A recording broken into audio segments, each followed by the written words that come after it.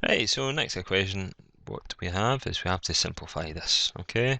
So what we've got is basically an algebraic fraction. So if you just take the first part of it, okay? So x squared minus 4x. Now, we have to think, what value do both have in common? Okay, so they both contain x. So what we do is we take x out of the bracket and think of x times what equals x squared. So x times x is going to equal x squared. X times what is going to equal minus 4x, so that's just minus 4. Okay, so x times minus 4 equals minus 4x. And then what we do is we have a wee look here, and this is going to allow us to actually have two sets of brackets. And what we use is the method, remember, FOIL, so it's first, outer, inner, and last. Okay, and this is what we're going to, the kind of method we're going to use, but the opposite way, okay? So x times x will give you the x squared. Now we then need to think of two numbers that will actually give you 20, and think of these two numbers, think of the difference between the two numbers would give you this value of 1, okay? So either the two numbers that give you 20, if you add them together, subtract one from another, you should actually get your 1 here, okay? So you've got things like 2 times 10.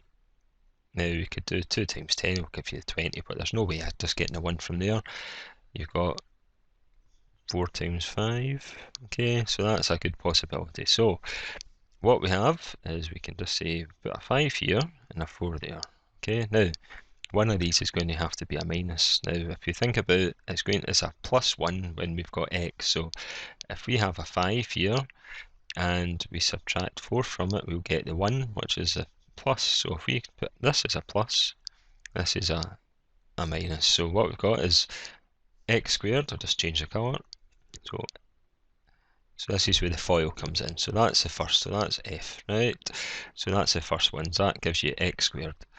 We've then got x times 5 gives you the 5x minus 4x, okay? And then we've got 4 times 5, which is a minus 20, right? So what we've got here, that multiplies by that, as I make that wee mistake. And then what we've got is we've got inner, and then we've got the last ones. So what we've now got is we've now got to simplify. So what we need to do is see if anything cancels out. Okay, so that cancels out with that.